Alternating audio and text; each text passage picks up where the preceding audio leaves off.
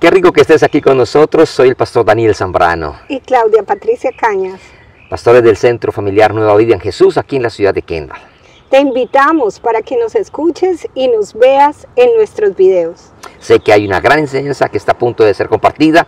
Toma papel y lápiz y siéntete en la libertad de poder compartir esta enseñanza con todas las personas que a ti te rodean. Yo quiero que vayamos a la palabra de Dios. Vamos a tomar el tiempo necesario de poder meditar en todo lo que el Señor tiene para nosotros. Quisiera preguntarle, ¿usted tiene papel y lápiz? ¿Tiene hoy su Biblia a la mano? Sí tiene su Biblia a la mano, porque hoy vamos a trabajar bastante con ella. Vamos a profundizar, vamos a ir sin carreras. Sé que habrá un momento del mensaje que, como cuando usted va en avión y de pronto suena un pitico que dice ¡ping! Y de pronto alguien desde la cabina dice: Les habla el capitán de la nave, por favor aseguren sus cinturones. ¿Sí le ha escuchado esas? Vamos a pasar por un momento de turbulencia, por favor, asegúrense, todo el mundo. Vamos a ver, vamos a pasar, pero va a ser bueno ese tiempo de turbulencia, porque al final nos va a llevar al destino seguro. Estamos hablando ya de nuestro tema que hemos estado desarrollando en nuestra serie llamada Ortopedia del Ser Espiritual. Estamos hablando de los tiempos necesarios que la iglesia requiere y está demandando para poder ser alineada y poder el Señor encontrar ese ser que Él espera en cada uno de nosotros, en las iglesias, en el mundo entero. Y estamos hablando de esa necesidad de corregir cosas. Y cuando estábamos en nuestra séptima entrega, porque ya vamos a la octava parte, estábamos diciendo cosas bien interesantes. Estábamos viendo cómo la espiritualidad nos debe llevar a nosotros a un conocimiento, pero no es cualquier tipo de conocimiento, es un conocimiento pleno. Diga conmigo, pleno. ¿Cómo es el conocimiento al cual nos debe llevar la espiritualidad? Pleno. Y en medio de las cosas estábamos nosotros diciendo la importancia de lo que es el ser espiritual. Y decíamos, entre tantas cosas, que ese ser espiritual ve cosas que otros no ven, escucha cosas que otros no escuchan, percibe cosas que otros no perciben, que sienten cosas que otros no sienten. Pero hay que tener claridad, porque muchas veces hay muchas personas en el mundo entero que están viendo, que están oyendo, que están percibiendo y están sintiendo, y ellos creen que eso es de Dios, pero no es de Dios. Hay cantidad de personas que están allí teniendo cosas que ellos creen que Dios está allí, que Dios está hablando, que Dios está mostrando. Hay personas que piensan que todo lo que se está manifestando es de Dios. Hay personas que están escuchando cosas y dicen: yo escuché de Dios, o yo oí tal cosa en el mundo espiritual, yo vi, yo sentí. Es que cuando yo entré a un lugar, yo pude percibir algo en el ambiente que no era muy espiritual, como que no era muy bueno. Hay cantidad de personas que están diciendo: es que yo tuve un sueño, yo tuve una visión, es que yo tengo un pálpito, a mí algo me está diciendo, algo estoy percibiendo, que eso no es de Dios. Y cuando miramos esto, entonces encontramos a unas personas que no son espirituales, sino que se puede pasar en el campo de lo esotérico, de lo metafísico, de lo espiritual, pero no de parte de Dios, sino de otros ambientes. Y usted y yo necesitamos poder discernir y poder comprender qué viene de Dios y qué no viene de Dios.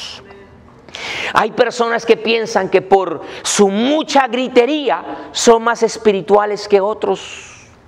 Hay personas que piensan que porque saltan y dan brincos y dan giros y hacen cantidad de cosas son más espirituales que otras. Hay personas que piensan que porque tienen muchas horas de oración o pasan varias horas de rodilla son más espirituales que otros. Hay personas que piensan que porque leen mucho la Biblia y estudian mucho la Biblia, piensan que son más espirituales que otros. Hay personas que piensan, ellos asumen, ellos creen que porque tienen ciertas manifestaciones son más espirituales que otros. Y al punto que quiero llevarles a entender que no todo lo que se oye, no todo lo que se ve, no todo lo que se percibe, no todo lo que se siente viene de parte de Dios. Y uno entonces como ser espiritual debe saber, diga conmigo saber. Y eso tiene que ver con conocimiento. Debe saber qué es de Dios y qué no es de Dios. Qué viene de parte de Dios y qué no viene de parte de Dios. Incluso si alguien viene con Biblia en mano. Porque incluso llegó un momento donde ángeles vinieron a predicar mensajes equivocados y Pablo se levanta y dice, mucho cuidado, si alguien viene con un mensaje diferente e incluso ángeles, hay que saber discernir qué es lo que verdaderamente viene de Dios. Así que es muy importante para un ser espiritual poder desarrollar un conocimiento pleno de todo lo que tiene de Dios. Y para poder discernir todo lo que viene de Dios, todo tiene que tener una base, un sustento bíblico. Todo tiene que tener un sustento conforme a la palabra de Dios. Y cuando hablamos de ese sustento, no estoy hablando de un sustento aparente, no estoy hablando de un sustento parcial, estoy hablando de un sustento firme y sólido en la palabra de Dios.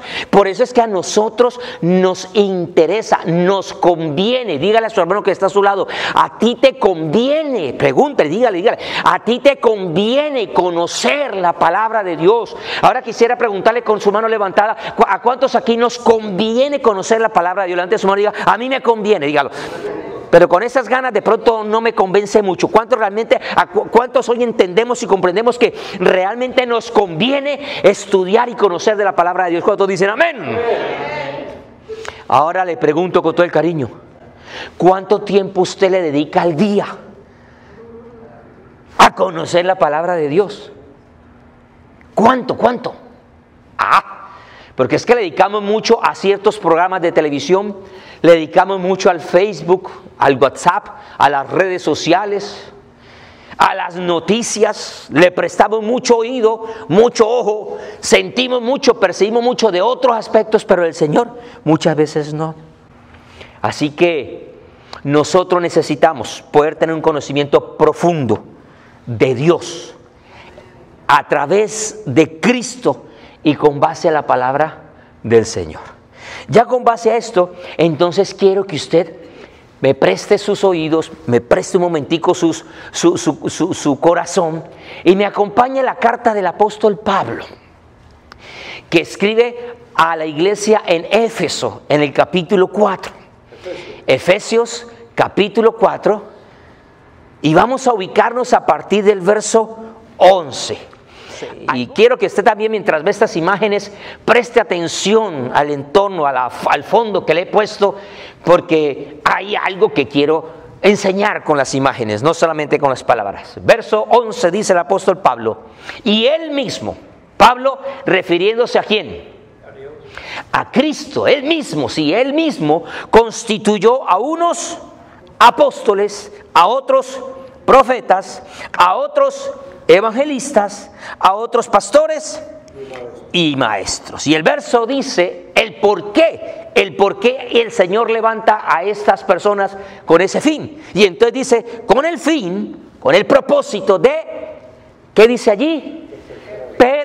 Perfeccionar. Y esa palabra a mí me llama la atención, porque muchos quieren ministerio, muchos quieren una función dentro del cuerpo de Cristo, dentro de la iglesia, pero con unos fines totalmente equivocados, con unos intereses totalmente distorsionados.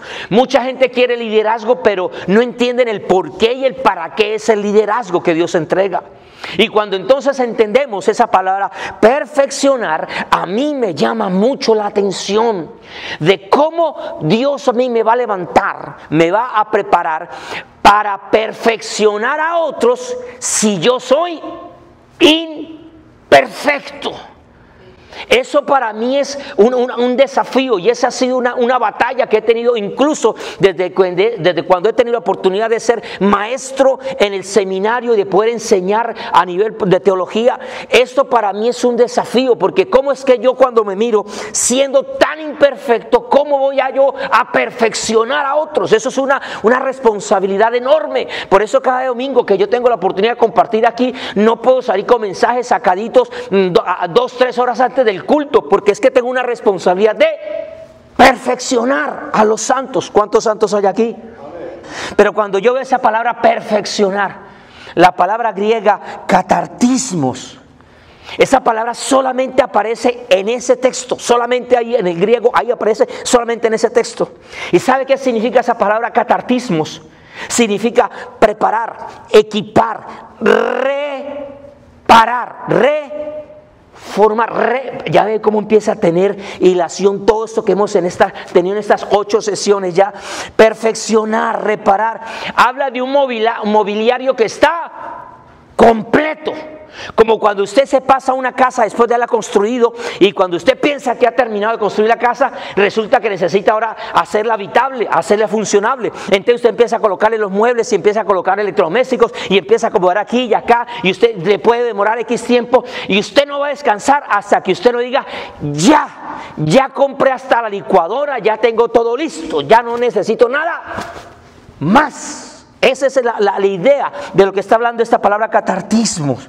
Pero esto es con un propósito. Todo eso se hace no para que la gente vea el templo grande, no para que la gente vea la casa grande, no para que la gente vea eso completo, sino para que eso tenga un uso. Diga conmigo: servicio. ¿Para qué es todo esto? Se prepara, se arregla, se repara, se organiza. Todo esto se perfecciona para reparar todo, para poder servir. Es como cuando el pescador toma sus redes, esa es la imagen de la palabra katartismo, y por el uso se ha dañado, y entonces tiene que reparar, tiene que volver a coser para volver a ser útil. Y esa es la demanda del apóstol Pablo en esta carta a los Efesios. Pero entonces dice, verso 12: a fin de perfeccionar a los santos para la obra del ministerio, para la edificación del cuerpo de Cristo. Y por eso que nosotros estamos hablando de esta necesidad de reforma, de reparar, de restauración, de una restauración completa. Y recuerda usted el término latino que hablamos del pliris diortosis, ¿se acuerda cuando hablamos de esa definición? De una restauración completa, alineada al propósito divino. Y entonces sigue Pablo hablando con respecto a eso en el verso 13. Que esa reparación, ese proceso de perfeccionamiento, ese proceso de edificación del cuerpo de Cristo debe ser hecho ¿hasta cuándo? ¿Hasta cuándo? Hasta que todos, dice el verso 13, lleguemos a la unidad. Diga fuerte conmigo esa palabra, diga unidad. De la fe y del conocimiento del Hijo de Dios, a un varón perfecto, a la medida de la estatura de esa palabra también me gusta, la palabra pleroma, plenitud de Cristo. Y esa palabra plenora que nosotros estamos viendo allí, pleroma, significa plenitud, totalidad, integridad. Esa palabra que habla ahí de la plenitud habla de lo cumbre, del esplendor, de lo máximo, de lo sublime. Hasta allá usted y yo tenemos que llegar. Ahora, yo no sé usted, pero a mí, como decimos en Colombia, me falta mucho pelo pa' moña. Por más Biblia que haya leído, por más años que esté sirviendo al Señor, cuando yo me miro, yo digo, todavía me falta mucho por aprender y por conocer. No sé si usted se anima conmigo y se identifica conmigo y dice, a mí también me falta. Y nos falta mucho. Esto que el que piense que ya sabe mucho, que ya se siente muy grande, entonces el Señor dice, no, este no está listo, no está ni tibio. Y esta palabra, pleroma, que estamos hablando allí, me habla de la plenitud de Cristo. Teológicamente hablando, me habla también de la plenitud de los poderes divinos y me habla también de la totalidad del cuerpo de Cristo, de los creyentes que están llenos de la presencia de Dios. Entonces, cuando hablo de esto, estoy hablando de la necesidad que yo tengo de estar lleno de Dios hasta alcanzar la estatura, la plenitud de Dios, pero también te necesito a ti y a cada uno de los que ustedes, para que todos los que estamos y somos parte de la iglesia del Señor, todos, diga conmigo, todos, alcancemos esto. Ahora la pregunta es, ¿estamos todos en esa dimensión de lo que Dios quiere hacer? Por eso la iglesia está como está. Por eso tenemos tantas falencias. Por eso la iglesia ha perdido el impacto que, por ejemplo, tuvo en sus inicios cuando el Señor estaba y la había recién dejado aquí en la tierra. Así que necesitamos, dígale a la persona que está a su lado, yo te necesito. Yo lo necesito a ustedes. Cuando yo miro esto, pienso, y creo que todas las profesiones que todos los seres humanos hemos desarrollado en la tierra son muy importantes, todas. Necesitamos incluso hasta la persona que nos ayuda a limpiar las calles, porque usted se imagina cómo sería esta ciudad. Sí, necesitamos a todos. El que nos recibe en la puerta, el vigilante, necesitamos a todos los que nos venden los víveres. Pero hay una profesión que a mí me desafía mucho, y es esa profesión que hemos estado hablando desde el primer día, que es en el campo de la medicina. Estamos hablando de la medicina. Y eso me vislumbra porque cuando yo miro a los médicos o el área de la medicina, encuentro que no solamente es medicina, sino que esa gente se prepara, estudia, se capacita, y a medida que van creciendo ellos se van especializando. Ellos no se quedan solamente ahí. Ellos comienzan a profundizar. Y después de 5, 6 o más años de carrera básica de medicina, algunos empiezan a estudiar hasta 3, 5, 6 años más de especializaciones. Y cuando hablo de especializaciones me encuentro que la gente ha estudiado, por ejemplo, los órganos y se han especializado en ciertos órganos. Y por eso es que encontramos gente que atiende los pulmones. ¿Cómo se llaman los que atienden los pulmones? El neumólogo, muy bien. Y encontramos gente que se especializa en el estudio del corazón, y son los cardiólogos. Y hay gente que se especializa en el estómago, y esos son los gastros. Y hasta la humilde piel, hay gente que estudia la piel, eso se llama la dermatología, los dermatólogos, y así encontramos una cantidad de cosas. Pero no solamente encontramos gente que se especializa tanto, sino que hay gente que empieza a ser tan objetiva, que por ejemplo nosotros tenemos una especialización que se llama la otorrinolaringología. Pero ¿sabe que usted que aunque esa especialización involucra 3 órganos bien especiales? Por un lado tenemos los otorrinos, y ahí viene la otología. Pero también hay unos que se especializan en la parte respiratoria, en la nariz. ¿Cómo se llaman? Muy bien, los rinología, ahí está la rinología. Y otros se especializan entonces solamente en la parte de la laringe y todo ese sistema, y entonces encontramos a los laringólogos. Entonces lo que quiero que notar es que mire como hay unos que involucran 3, pero hay unos que son tan específicos que van hacia ese órgano. Ahora, no solamente se especializan por órganos, sino que se especializan también por la edad o incluso por el sexo. Y por eso encontramos gente que es especializada en los niños, y eso se llama.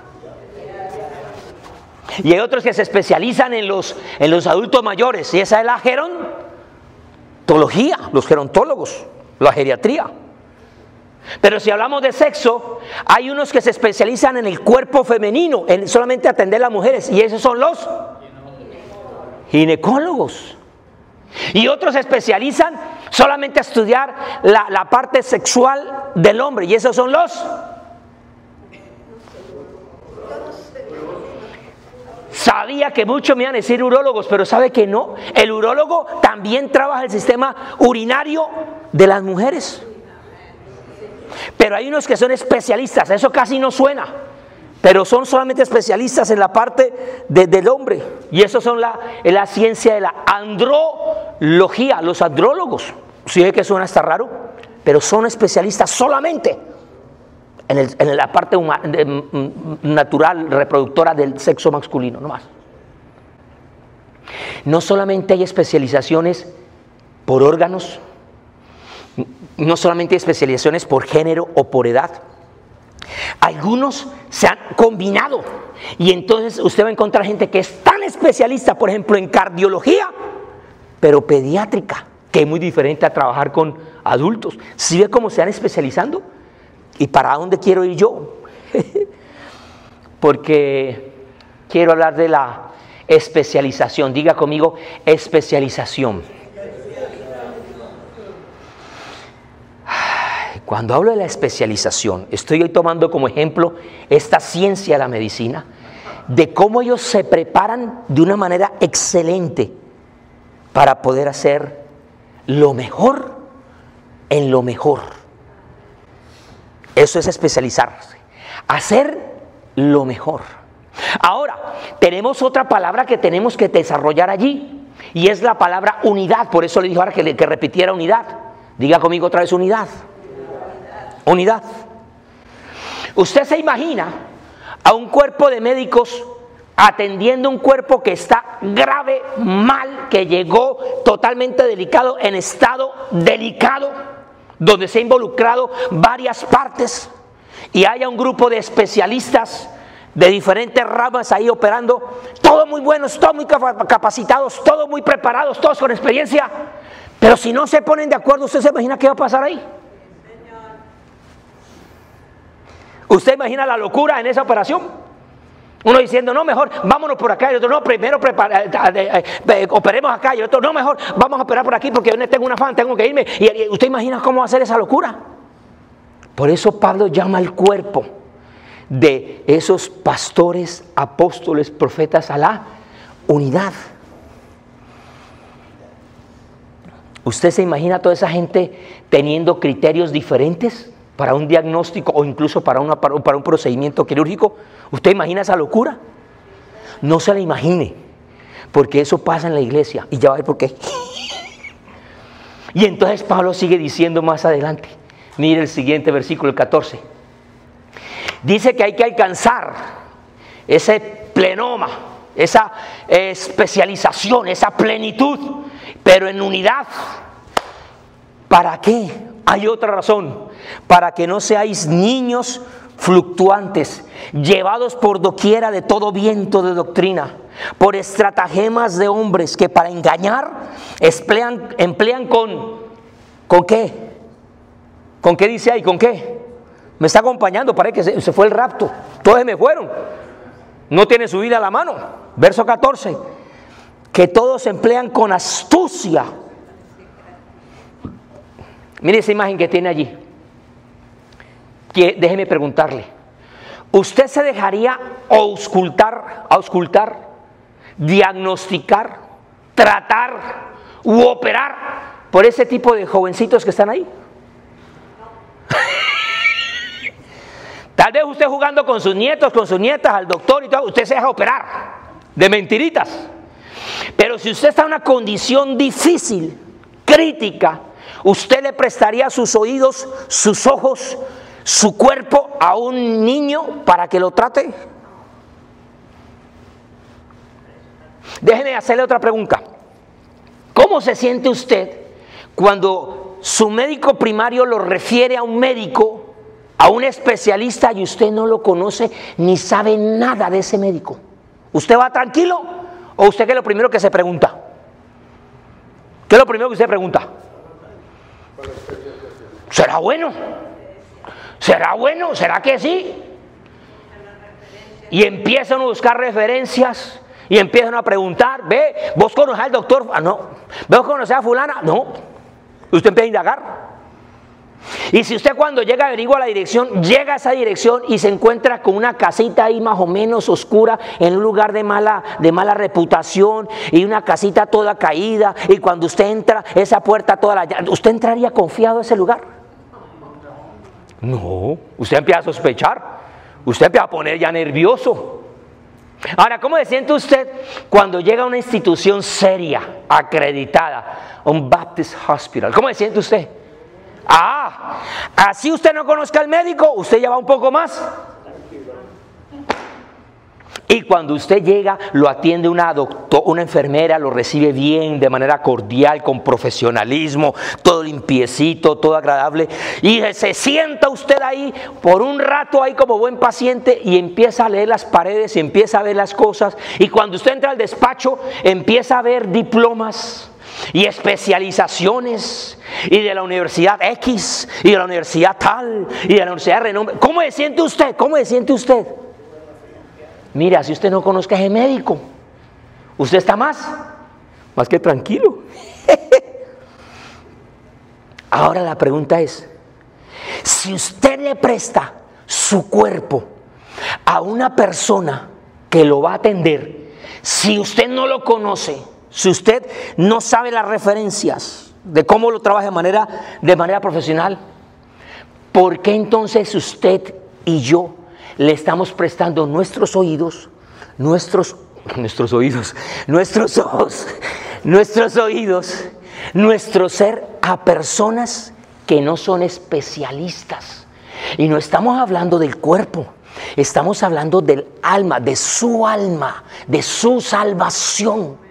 ¿Cómo es posible que nosotros nos dejamos llevar más por los comentarios de algún fulano que puede tener una iglesia grande, puede tener muchos seguidores, puede ser muy conocido por la música que producen a nivel mundial y todo el impacto que hacen, pero la admiramos? Cuando los miramos, no conocemos, no miramos la profundidad de la especialización de esa persona, que parece espiritual, pero que puede no ser un ser espiritual.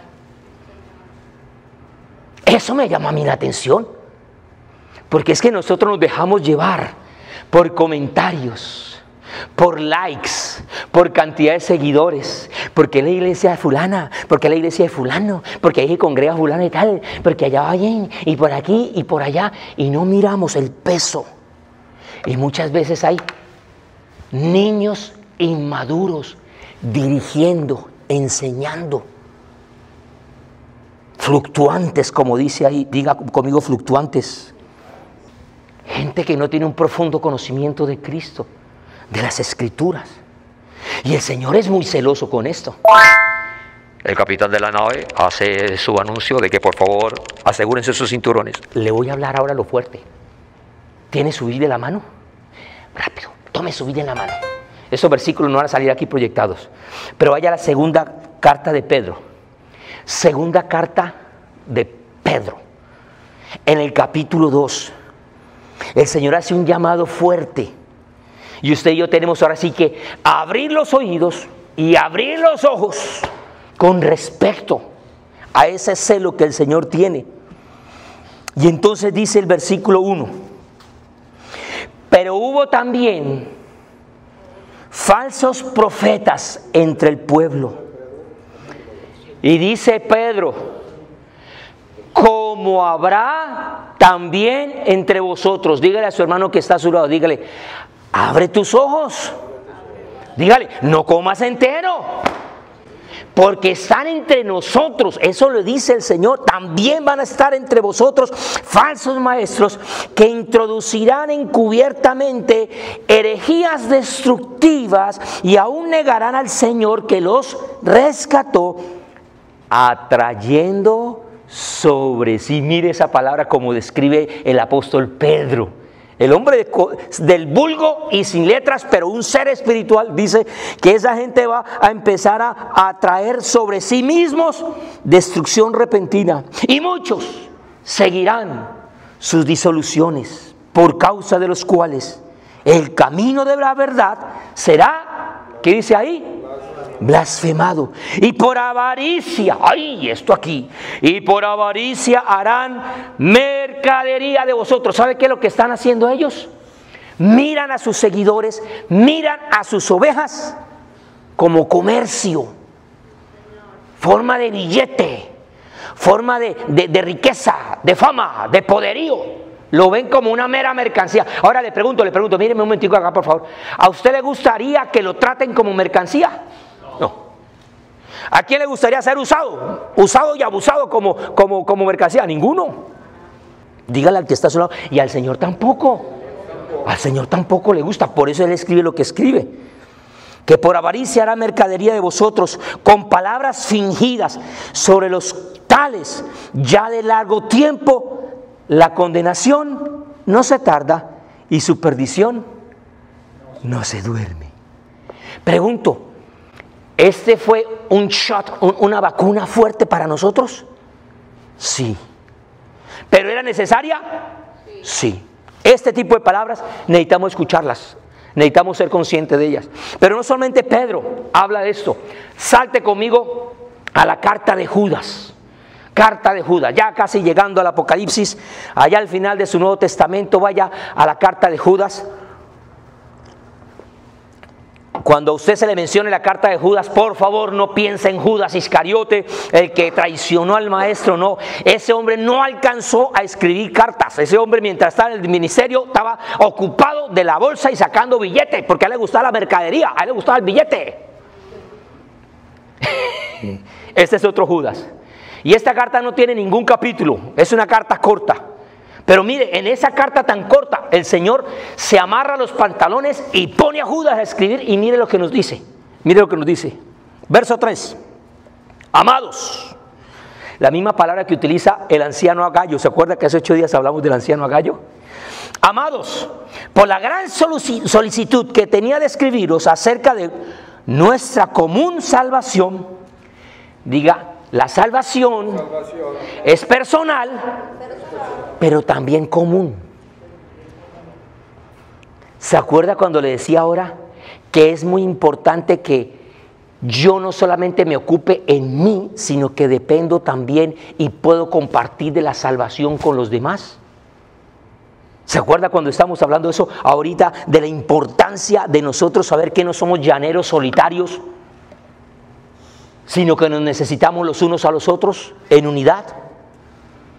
De la común salvación, me ha sido necesario escribiros exhortándonos que contendáis flojamente, dice ahí. ¿Cuántos dicen amén? No diga amén, porque ahí no dice flojamente. No diga amén. ¿Contienda con qué? Con ganas. No sé cómo le dicen los puertorriqueños, en Colombia utilizamos la palabra con perrenque, con ganas, con devoción, con celo.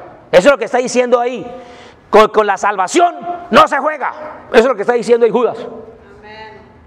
Si alguien quiere jugar, juegue con cualquier otra cosa. Mire, cada vez que nosotros arriesgamos nuestra salvación, nos va mal. ¿Cuántos decimos amén? Yo tengo por qué decir amén. Y entonces dice más adelante, contendéis ardientemente por la fe que ha sido una vez dada a los santos, porque algunos hombres han entrado encubiertamente, los que desde antes habían sido destinados para esta condenación, hombres impíos que convierten en libertinaje la gracia de nuestro Dios y niegan a Dios, el único soberano, y a nuestro Señor. No obstante, de la misma manera también estos soñadores, por eso digo, tenga mucho cuidado cuando alguien dice, es que yo tuve un sueño. Tenga mucho cuidado, no todo sueño es de Dios. Hay unos sueños que son fruto de los frijoles pesados que se comió la noche anterior. ¿Sí? Hay gente que le da por tomar café después de las 8 o 9 de la noche, después no pueden dormir. Y todo lo que medio sueña, eso no es de Dios. Y entonces dice más adelante, estos soñadores mancillan la carne, rechazan la autoridad y blasfeman de las potestades superiores.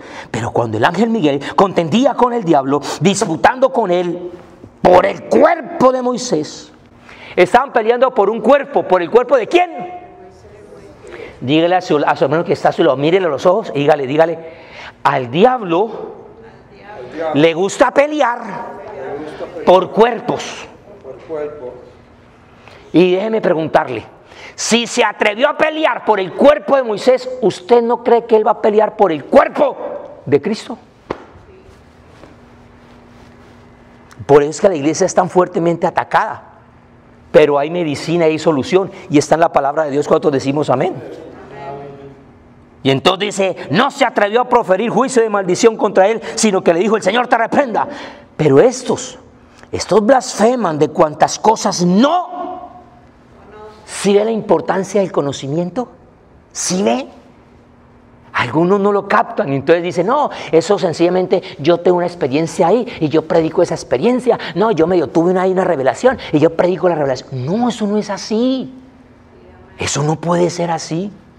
Y entonces dice más adelante, y en las que por naturaleza conocen, se corrompen como animales irracionales. ¡Ay de ellos! Porque han seguido el camino de Caín y se lanzaron por lucro, por dinero, por pinche billete. Hay gente que está predicando solamente por billete, por dinero, y eso no es. Ese no es el motivo de subirse a un altar. Dice más adelante, ¡ay de ellos! Dice más adelante que se corrompen como animales irracionales. ¡Ay de ellos! Porque han seguido el camino de Balaam y se lanzaron por lucro en el error de Balaam y perecieron en la contradicción de Coré. Estos son manchas en vuestros amores ágapes, en vuestros ágapes, que comiendo impúdicamente con vosotros se apacentarán a sí mismos. Mire lo que dice, nubes sin agua. ¿Para qué sirve una nube sin agua? Solamente para traer sombra y no permitir que el sol brille. Y usted y yo conocemos que hay un sol de justicia que es Cristo. Entonces hay muchos que solamente son nubes que son llevados por los vientos, fluctuantes. ¿Se acuerda cuando Pablo dijo, no seáis como niños fluctuantes? Nubes sin agua, que lo único que estamos haciendo es impedir que la palabra, la revelación, la iluminación de Dios llegue a alumbrar al rebaño del Señor. Y lo único que estamos haciendo es estorbo. Nubes sin agua, llevadas de aquí para allá por los vientos. Árboles otoñales, son bonitos. Hay gente que le gusta viajar desde estas tierras a las tierras donde el otoño vuelve esos árboles bonitos, naranjas, colores ocres. Son bonitos a la vista, pero están empezando a secarse. Y así hay muchos ministros brillantes, llamativos, la gente los busca, pero están secos. Están secos. Y entonces dice más adelante allí, sin fruto, 2 veces muertos y desarraigados, fieras ondas del mar que espuman su propia vergüenza, estrellas errantes para las cuales está reservada eternamente la oscuridad de las tinieblas. Vamos a avanzar y vamos a volver a Pablo. Pablo llega y dice en su segunda carta a los Corintios, estamos estudiando la primera carta y hemos tocado solamente unas cuantas cositas. Ya Dios mediante, dentro de 8 días vamos a empezar a tocar cosas más fuertes de Pablo en los Corintios en la primera. Pero en la segunda carta, en el capítulo 2 dice, verso 14, segunda a los Corintios, capítulo 2, verso 14 dice, mas a Dios gracias, la cual nos lleva siempre en triunfo en Cristo Jesús y por medio de nosotros manifiesta en todo lugar el olor de su... Con todo el respeto que está, por favor, a la persona que está a su lado y con respeto, hágale así. Huélala. Ahora, ¿huele a conocimiento de Cristo esa persona?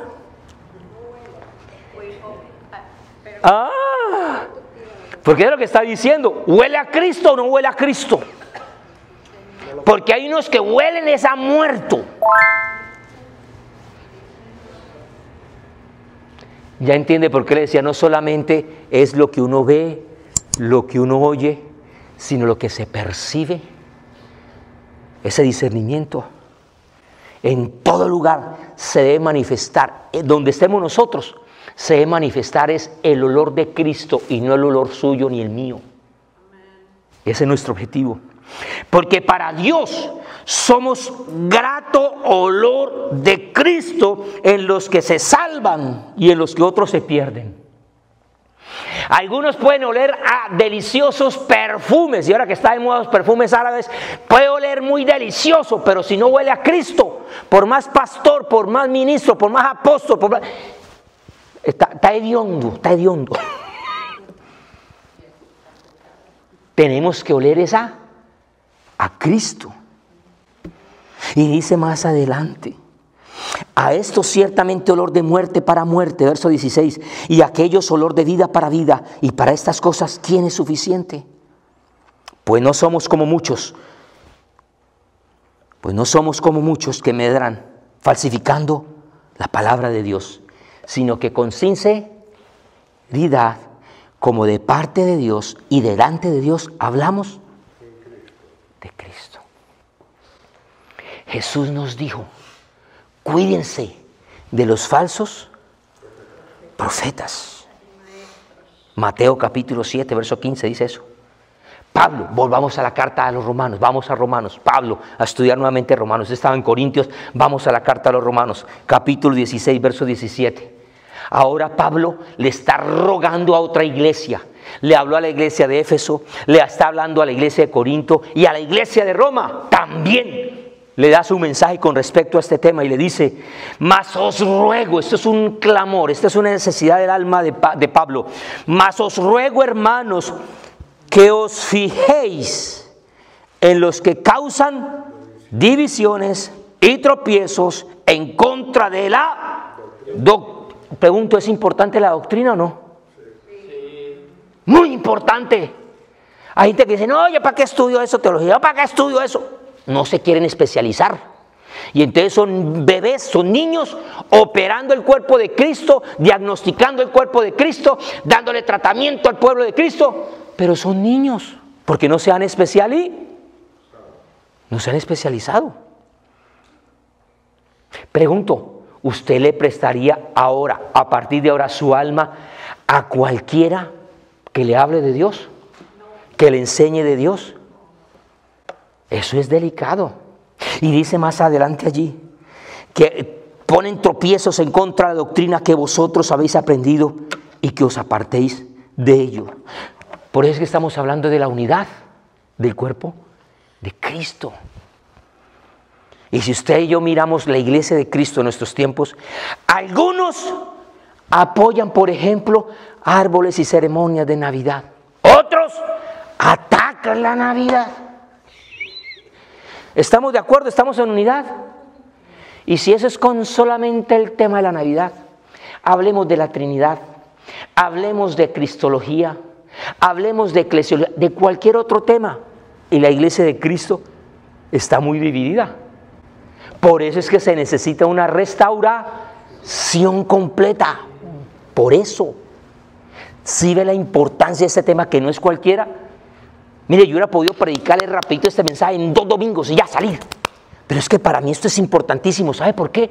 Porque para mí cada uno de ustedes es muy, muy, muy importante. Yo tengo una responsabilidad delante de Dios por cada uno de ustedes. Y yo sé que cuando esté ya rindiendo cuentas, Señor, voy a rendir cuentas por mi vida, por mi familia, por mi esposa, por mis hijas, y venga esto, pero también por la iglesia. Ustedes, gracias a Dios, van a pasar a rendir cuenta por ustedes mismos, pero yo por cada uno de ustedes. Y entre más grande sea la iglesia, más demanda. Uno no puede ser como un padre irresponsable que cumple con unos y con otros no. Eso toca con todos, eso es una responsabilidad. Finalicemos hablando de Timoteo. Pablo a la carta a Timoteo. Primera carta. Es que me gusta Pablo cómo se toma el trabajo de hablarle a las iglesias, pero ahora se toma el trabajo de enseñarle a su discípulo Timoteo. Primera carta de Pablo a Timoteo, capítulo 6. Y la recomendación paulina en el verso 3 a su hijo amado le dice: Timoteo, hijo lindo, bello, hermoso, consentido mío, si alguno enseña otra cosa y no se conforma a las sanas palabras de nuestro Señor Jesucristo y a la doctrina que es conforme a la piedad, ¿cómo está? ¿No ha llegado a la primera carta a Timoteo todavía? Capítulo 6, verso 3. Primera Timoteo, capítulo 6, verso 3. Verso 4. Dice que cómo está esa persona. Está envanecido. ¿Nada qué? ¿Nada qué? Diga conmigo conocimiento. ¿Sí ve todo lo que estamos hablando, el conocimiento y la importancia y la trascendencia que hay? Porque el ser espiritual manifiesta ese conocimiento. Y Pablo dice, el que no lo tiene está envanecido, nada sabe y delira. O sea que hay muchos predicadores que son delirantes y se vuelven famosos y viajan para un lado y para el otro y los invitan para allá, pero están delirando, deliran acerca de cuestiones y contiendas, de palabras de las cuales nacen envidias, pleitos, blasfemias, malas sospechas, disputas necias de hombres corruptos de entendimiento y privados de la verdad, que toman la piedad como fuente de... Vuelve y habla del billete. Pero en el medio de todas estas cosas, yo puedo decir una palabra que podemos resumir allí. Hay división en la iglesia. El objetivo de esta gente es dividir. Como no conocen, ellos no conocen, y la gente tampoco conoce, pues es fácil meterle los dedos a la boca y confundirlos y manipularlos. Es fácil. Por eso yo le animo, mi hermano y mi hermana, no coma entero.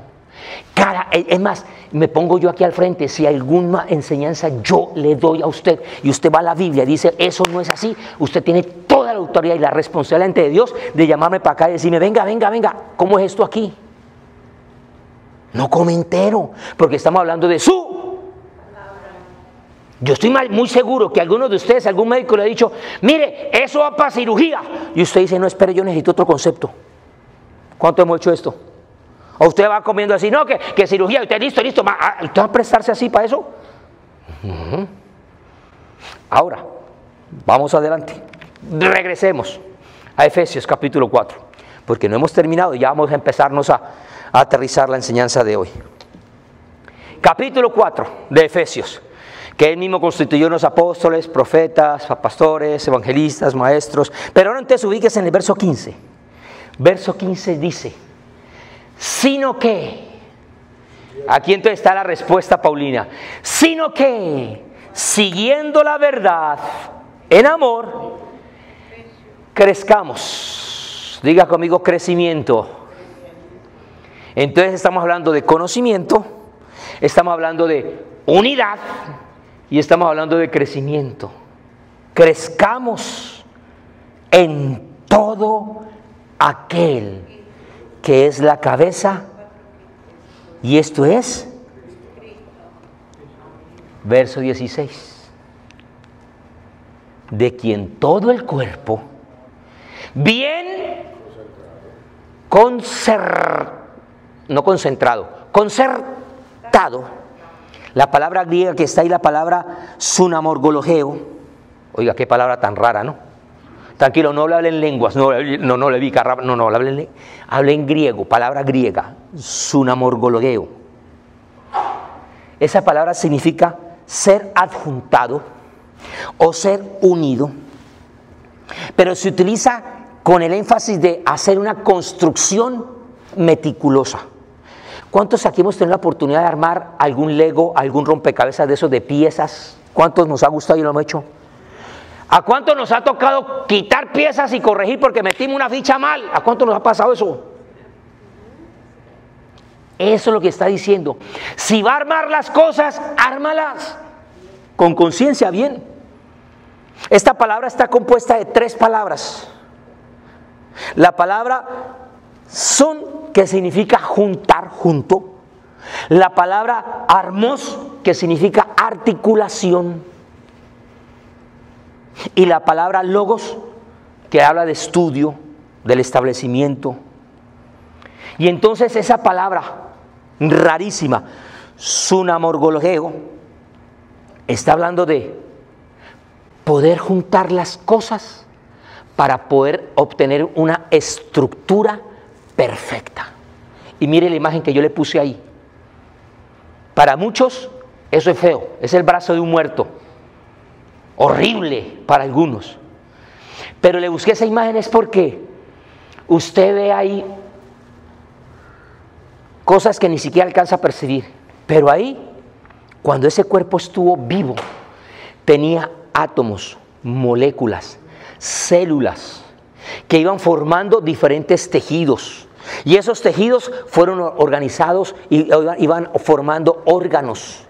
Y esos órganos empezaron a trabajar con otros órganos. Y había músculos, y habían tendones, y habían venas, y había flujo sanguíneo, y había una cantidad de conexiones de nervios para poder traer también la movilidad. Todo eso es importante. Eso está diciendo Pablo. Que usted y yo no necesitamos, que todos somos importantes. El ser espiritual no puede crecer él solo y apartarse. No puede mínimo apartarse de Cristo, que es la cabeza. Mire ese brazo como le pasó por haberse apartado la cabeza, que es Cristo. ¿Qué le pasó? ¿Qué le pasó? Se murió. Todo ministro, todo líder, todo siervo, todo hijo de Dios que se aparte de la cabeza que es Cristo, está destinado a morir.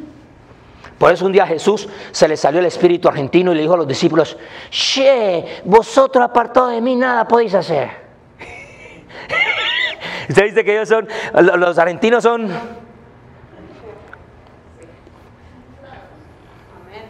Alguien dijo por ahí, los argentinos tienen algo de medio cubanos y los cubanos tienen algo de argentino.